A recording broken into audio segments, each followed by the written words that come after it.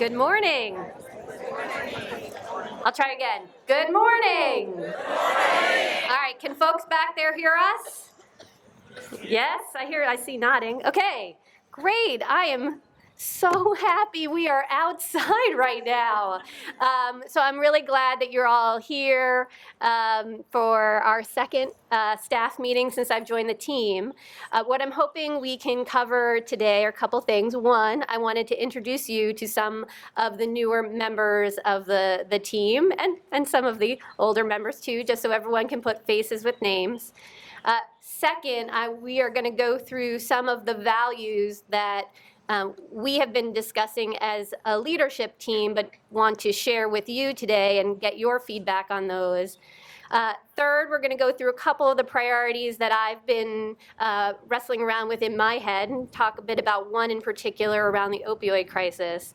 And then lastly, we have a little surprise for everyone as an early little present before Employee Appreciation Week, which is next week. So with that, I'm going to turn it over to the Deputy Secretary for Policy and Operations, Kristen Lincoln.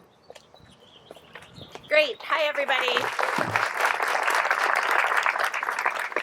It is great to be back with you. It is great to be doing it outside rather than in that crowded little gymnasium.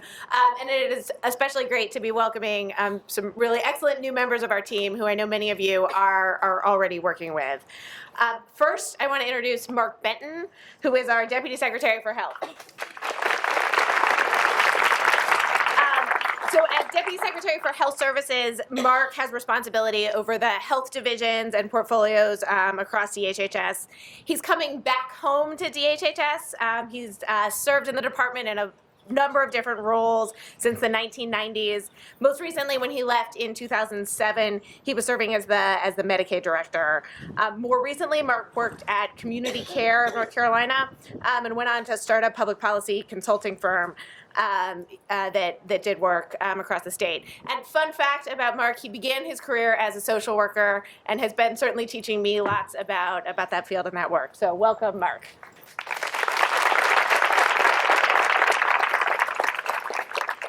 Up next is Sam Gibbs, who is our new Deputy Secretary for Technology and Operations. So Sam is leading our information technology division, and he comes home to North Carolina. Sam has told many of us that he is an 8th generation North Carolinian, and he comes home to our state from Silicon Valley, where he had 30 years of experience as a lead executive in technology and healthcare companies, focused on driving technological innovation in the healthcare sector. We are so excited to have him here at DHHS, helping us work on our many complicated and overlapping technology projects. So thank you so much, Sam. Welcome to the team. Now I'm going to turn it over to Mark to introduce a few more folks. Hey, well, thank you, everyone. And by the way, I think you all look great. And it's great to be outside. It's great to be back in the department. And it's my pleasure to share with you 3 other members of the team, and the first of which is Susan Perry Manning. Susan comes to us with North Carolina roots. Some of you may know of her during her time when she worked with Smart Start, but more recently she was in the state of Delaware, where, among other things, she served as the executive director of their Office of Early Education, and so we welcome her back to the club. And Susan has a very broad portfolio of divisions that she is responsible for. She basically fills the position that was held by Sherry Bradshaw before Sherry retired. So Susan has responsibility for the Division of Social Services, the Division of Child Development, Division of Aging and Adult Services, as well as VR, the Division of Deaf and Hard of Hearing, the Division of Services for the Blind, as well as our Council and DD, as well as the Office of Disability Determination Services. So a fairly big effort. She's actually being assisted by another new member of our team, and I'd like to sort of formally introduce you to Michael Becketts. Many of you may know Michael. Michael's serving as our Assistant Secretary for Human Services and will be helping Susan, and he has sort of primary responsibility over the divisions of social services and aging. And Michael came to us from not very far away. Michael was more recently the Durham County DSS Director, but he also brings to the job a lot of experience from the state of Maryland, where both in the city of Baltimore and also at the state level, he held a number of significant positions, not only in social services, but also in child welfare. So welcome to Michael. And the last member of the team I'd like to introduce is Walker Wilson. Some of you may remember Walker. Back in the days when Governor Easley was in office, she served as his chief health policy advisor. And more recently, she was the health policy advisor for Blue Cross Blue Shield. And so she joins us now in the Secretary's office and will be serving in a similar role as our chief policy officer. And so we welcome Walker back to the state.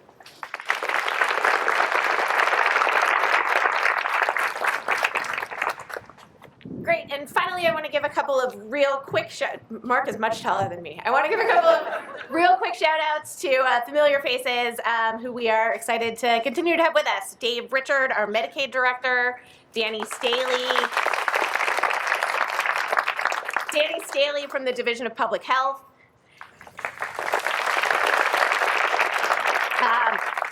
Jason, our Director of the Division of Mental Health,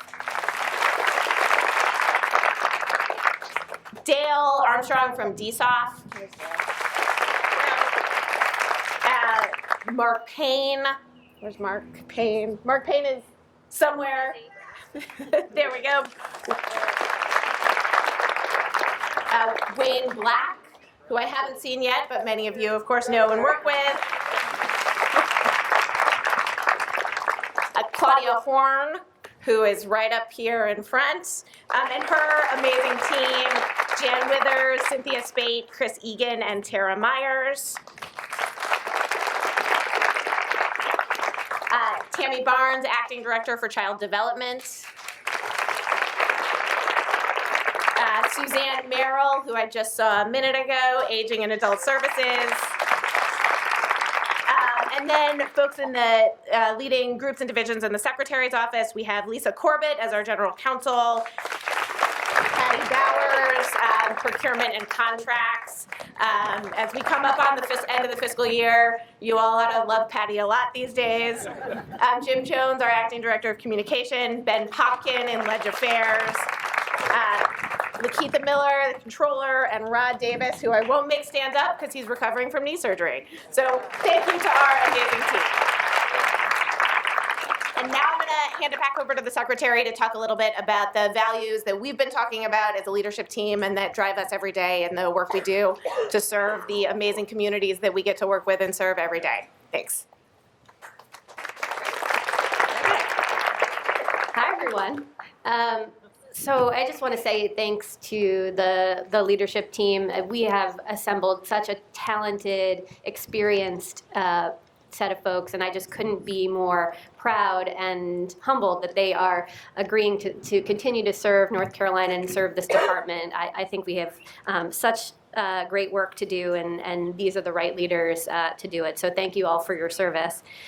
So our values. I'm going to turn it mostly over to some of our leaders.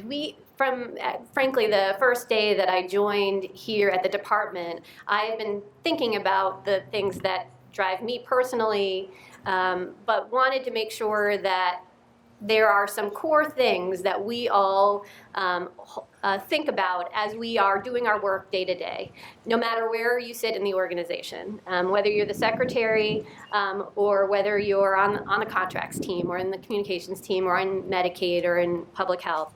And so we as a leadership team started to talk about those. Now, some of those values are things that are hanging on posters in our walls, but I wanted to sort of go a little bit deeper. These are things that are very personal and important to me, and I think about really on a daily basis.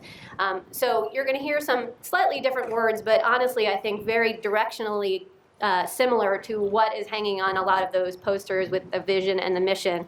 But wanted to go through them with you now. So there are 6. And then I'm going to turn it over to some of our leadership team to talk about each in slightly more detail. The first, and you heard about this from me at our first staff meeting, but is to thinking about the folks that we serve. So the value of be consumer, person, client, family focused, because they're our boss. So that's the first one. Second is work collaboratively as one team, no matter where or to whom in the department you report.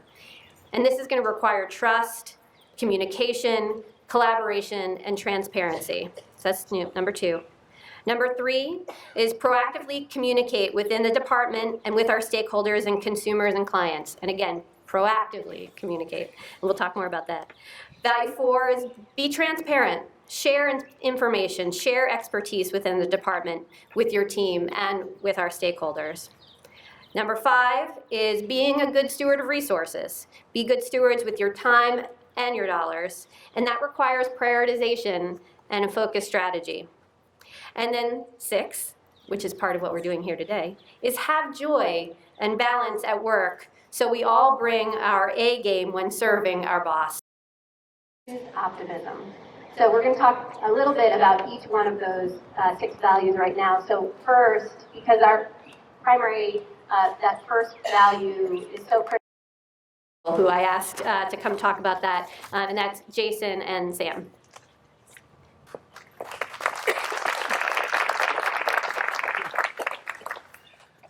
So I'll make Sam stand up here with me.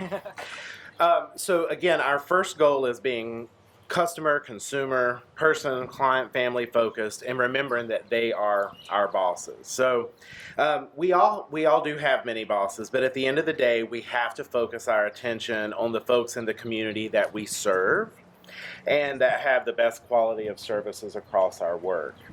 And so just to share, a really real life example of this, every day our division gets called from people all over the state.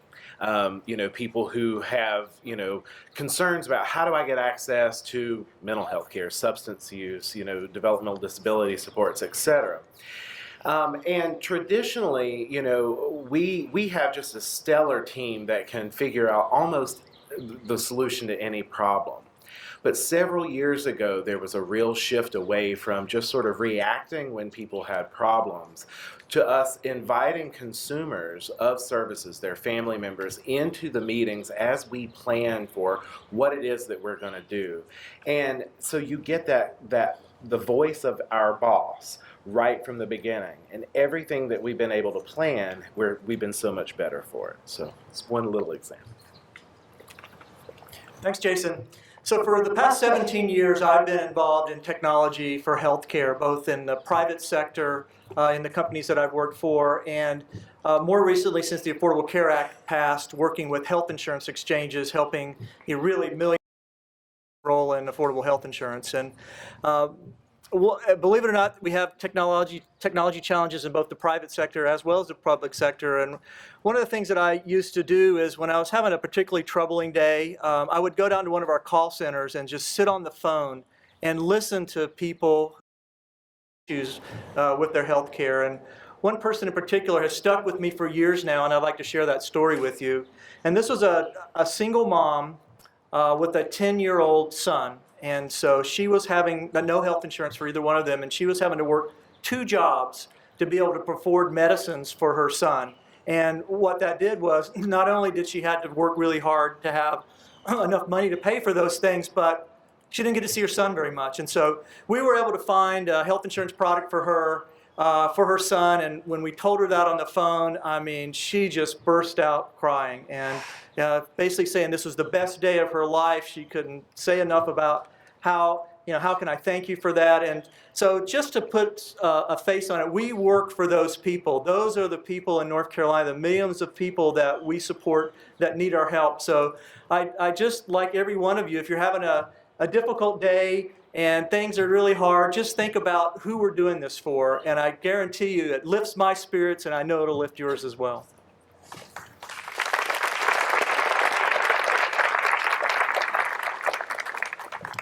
And I get to talk about the next value, which is very much sort of linked to who are our customers. And for us to be able to do a good job, we also have to be able to collaborate.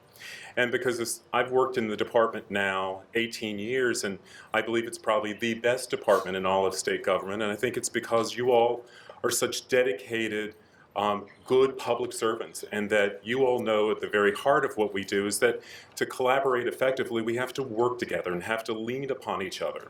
And so, an example of how that fruit is sort of carried forward is around the work that we are starting, the work that we will be doing around the opioid epidemic. It is not an issue that one individual, one branch, or one section, much alone one division, will be able to address all on their own.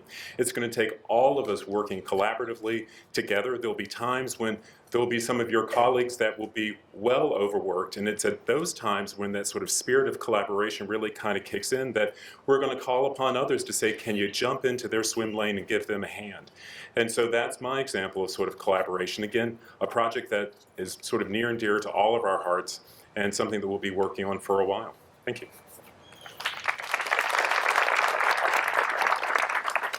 I had the chance to talk a little bit about proactive communication, and that's the most important word, proactive, so I want you to think about that. Before I start though, how many of you here believe that in your job description, communication is part of it?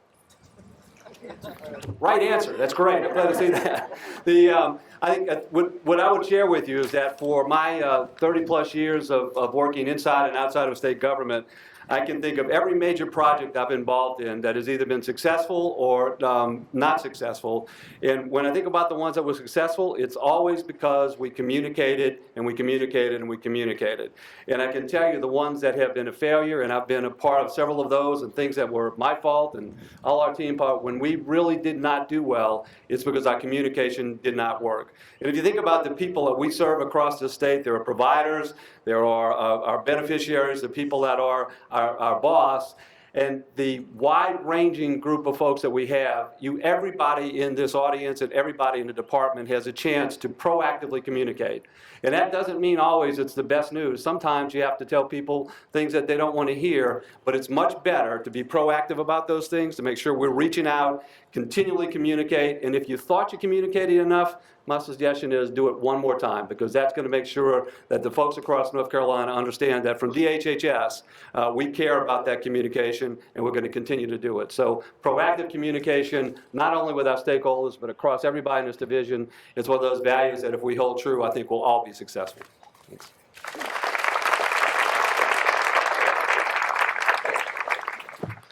So I'm going to start out with a question. When you hear the word transparency, what comes to mind?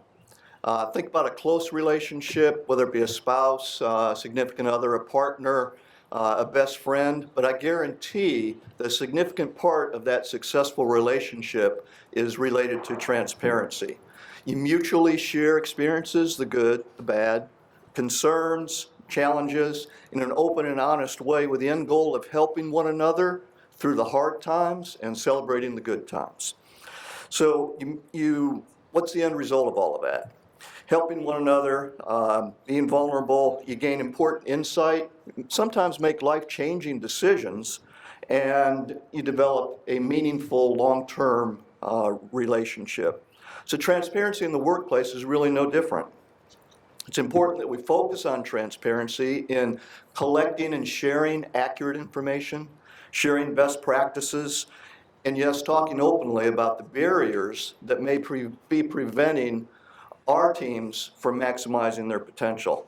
So just like personal relationships requires mutual openness, honesty, and a willingness to be vulnerable, in other words, transparency.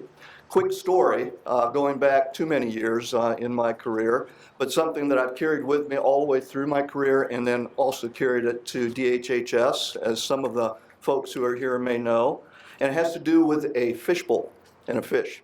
Many years ago, when I showed up for the first day of my job in a small hospital in South Georgia, I was greeted with a goldfish in a fishbowl on my desk, and a note from my medical director that said, you have the opportunity as a new CEO to be like this goldfish. Let us look in, us being the medical staff, the hospital staff, let us look in and see the good, the bad, and the ugly.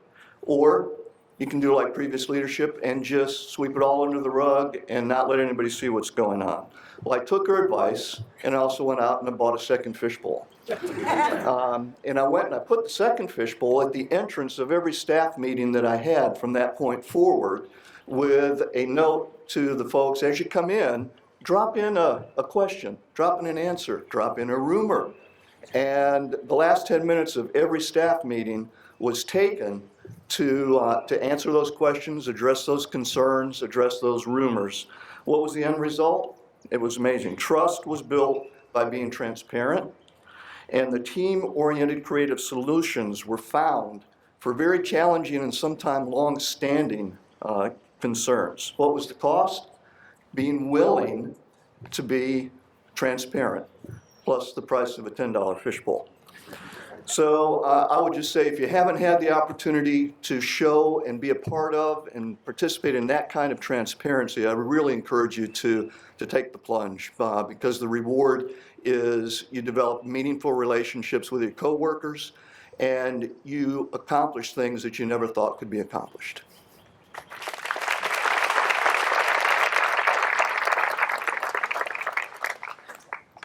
So as a public procurement official, this next subject is near and dear to my heart, and that is being good stewards of our resources, both time and dollars, which requires a great deal of prioritization and strategy. And I have to say, in my 20-year public procurement career, that nothing has been more meaningful than the last year or so that I've spent at DHHS, because of who we serve, because of who our customers are, and the needs that we have. So in a support function, sometimes it's really hard to look around and think, well, how am I making a difference in that regard? So we've been out, we have visited the facilities over the last year or so, and one opportunity, so we all have limited budgets. They're not getting any bigger. We've got to work really hard to get the most value for every dollar we spend on behalf of the people that we serve. So as we've gone out and looked at some areas for improvement, we focused a good bit in the facilities and the procurement function there. And imagine, I'm going to talk about gloves of all things. So imagine the number of people working the facilities, the number of different types of gloves they might be using, the different costs they might be spending. And we took on a little project of standardizing. And in doing so, just recently, yesterday, as a matter of fact, we finalized the standardization process for glove use at the facilities that will save us $60,000 a year, plus a $10,000 rebate that we get from the group purchasing organization that we are a part of. Now, $70,000 might not seem like a whole lot of money on the surface, given the billions of dollars that DHHS spends each year.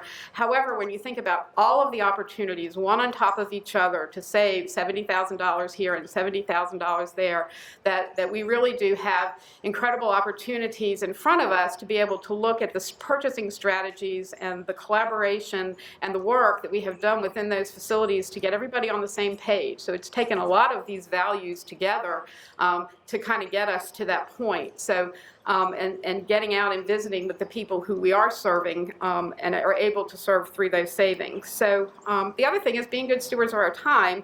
And we're all very busy in our jobs. We have to think about how to focus our time and energy on the people that we serve, and how our daily tasks lead us in that effort. So my goal for managing the procurement, contracts, and grant function across the department is that we never lose sight of the people that we serve, no matter how mundane the work that we do is, that we never lose sight of the people that we serve. So we need to make sure that every purchase, from office supplies to a complex IT project to an LME MCO contract, it needs to be procured in the timeliest manner possible to meet the needs of those who are actually receiving the services we're responsible for providing. So with that, we've spent a good deal of the last year looking at what are our current practices, where are we broken, where are we needing to address some redundancies and processes and whatnot. We've made a great deal of forward movement in that area, but that work continues and is very critical to making sure that we have the right goods and services to the right people at the right time at the best value for the customers that we serve.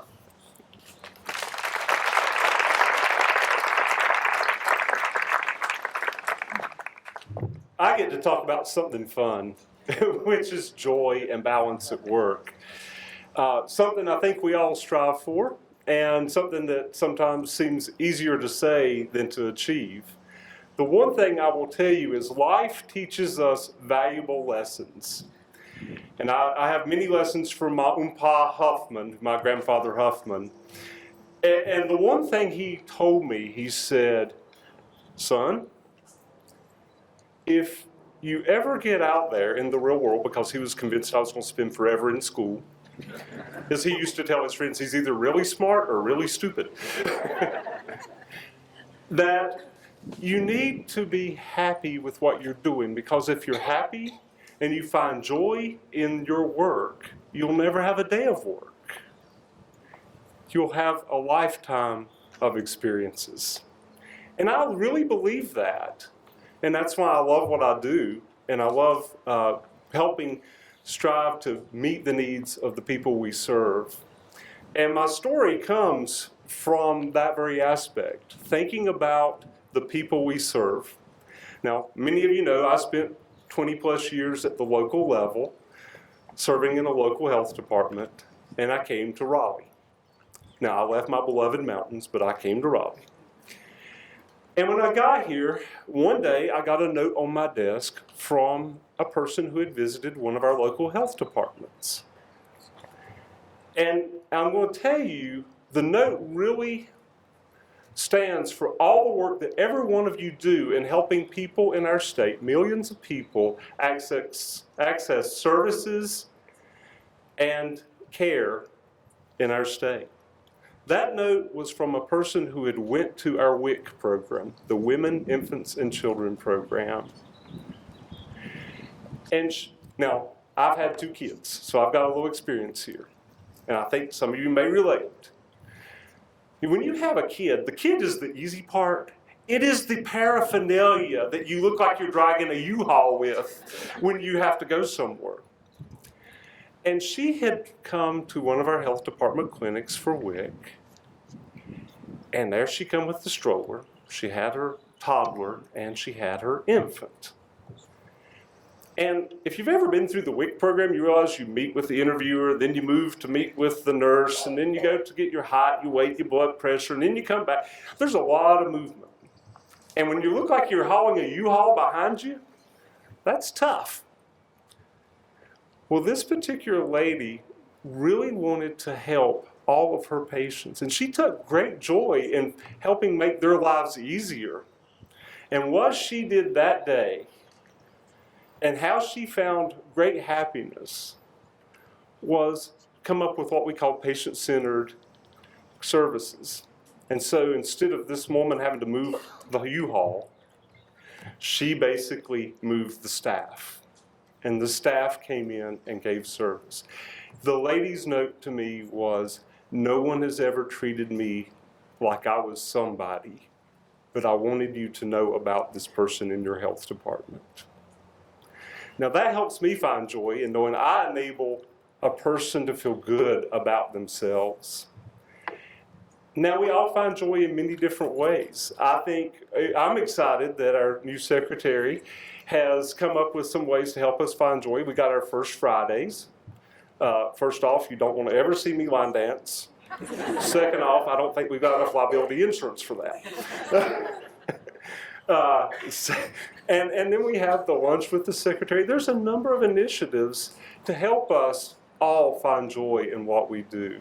So my hope for you is for you to find balance and joy, and so that it may show to the people that we serve.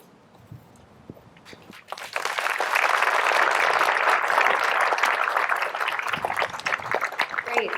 Well, thank you so much to the team for articulating those values. And what I think is really important is to make sure that we're not just talking about values, but that we are living our values. And it's really our actions that inform those around us about what values really hold.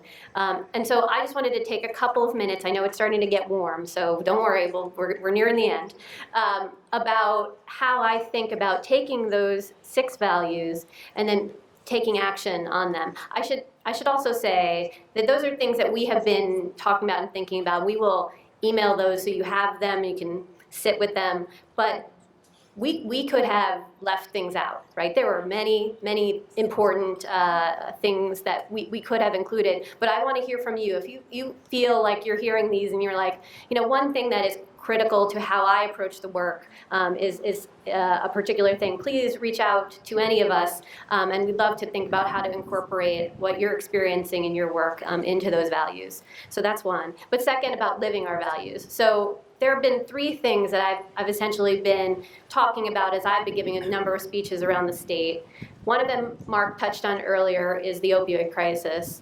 The second has been the work that we are undertaking related to the Medicaid program and the transformation that we are undergoing there related to how we pay for Medicaid. And it's a huge lever, and so a lot of focused energy there. And then the third bucket of work is a focus on children and really early childhood health and education. So those are just so you know about the things that I wake up every single day thinking about. Opioid crisis, our Medicaid program and transformation, and children and that period of time between birth and frankly before birth until age 8, and what can we do as a department. And that does not discount all of the amazing work that goes on well beyond those three things, but 3 is a nice number, and my shower is only 5 minutes, so you can only really, 3 things is what I think through in the morning. But every day thinking through, okay, what am I going to use my time for today, and I want to make sure I'm hitting on my 3 areas, and your 3 areas might be different, but I hope connect in to those 3 or utilize these values and think through. And again, goes back to prioritizing your own personal time, and are we using it? We can all be busy. We can all be busy. That is, I'm sure you are all busy all day, but are you busy doing the things that are really going to make the most impact for the folks here in North Carolina? And that's what we're focused on. So I'll just touch on the opioid crisis, and then I'll come back at our next staff meeting and we'll talk about the Medicaid transformation, some of our focus on kids. But just a word on the opioid crisis. One, I thought it was really important, first of all, to recognize what a complex issue the opioid crisis is. We didn't get here because 1 thing went wrong, or 2 things went wrong, or 10 things went wrong, right? It's sort of a really complex set of circumstances that got us to a place where we've seen 13,000 needless deaths here in North Carolina for opioid overdose. And so when I think about that and the complexity of it, it needs a complex solution. And that means it needs all of us thinking together. And there's been great work already, well before I stepped foot here in North Carolina, working on this issue. And I applaud those who've been working on this, frankly, for decades. What we're trying to do here now is recognize that it takes a little bit of all of us to really solve this crisis. And it's frankly not even here just at the department, but I want to do whatever we can here at the department, whether you're in public health or mental health or Medicaid or contracts or communication, or you're just helping to set up the staff meeting so that we can talk about this as a group, right? You all play a part in how we can address this crisis. And so one of the things we have done is ask one person to lead this, because it really does need a coordinating effort across the department. So let me introduce very quickly, she'll still wave, this is Dr. Susan Consagra. She's going to be leading our,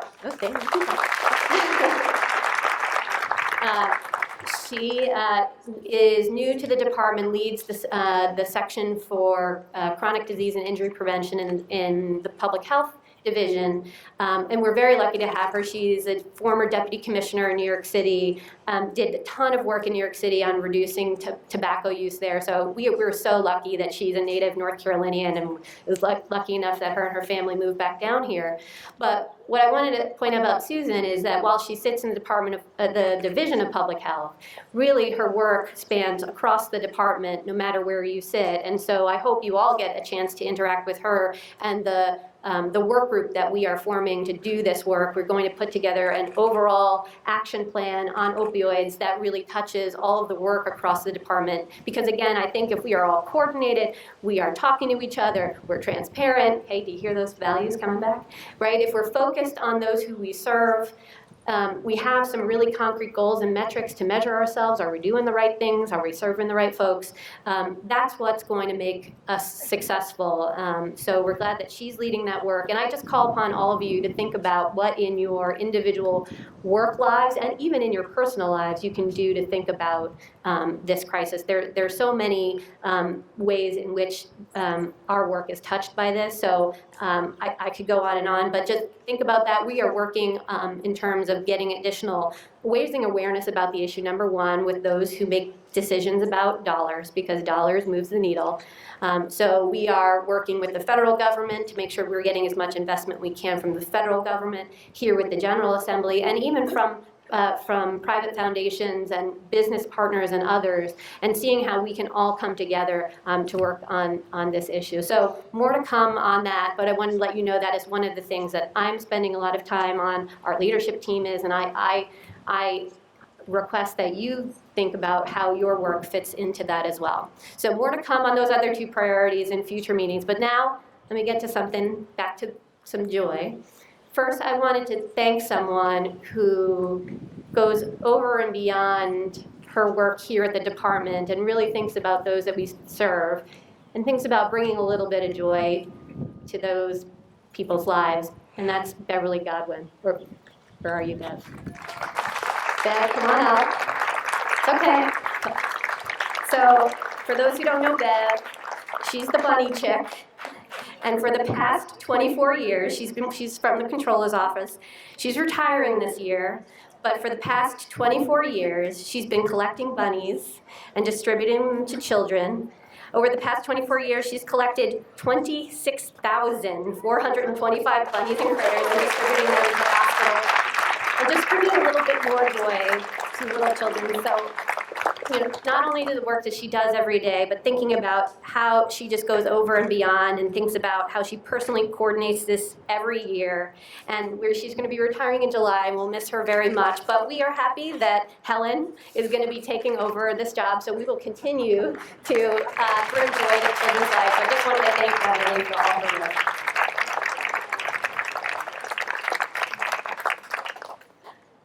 Okay, and then I have a little surprise for all of you, and this is I want to first thank a couple folks. First to the facilities team, who has been game to do all the crazy things that are in my head, whether it's First Fridays or setting up this event outside, which I just love.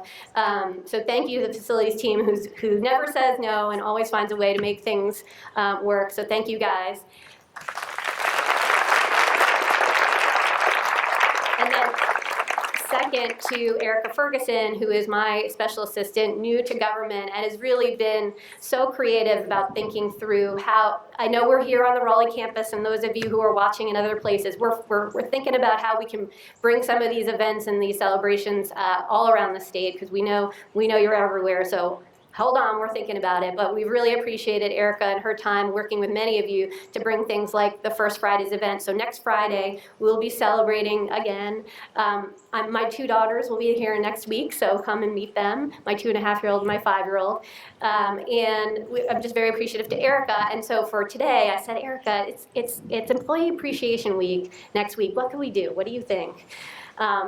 And so what we decided to do was eat cake. So we have 2 big cakes that says big, huge thank yous on it to you. So a little down payment as a thank you in advance of Employee Appreciation Week, and just a little bit of a sweet treat for you as you go back to your office and think about our values, and hopefully the sugar rush brings you a little bit more joy today at work. But thank you for your time. Thanks for coming out, and we'll see you at First Friday next week.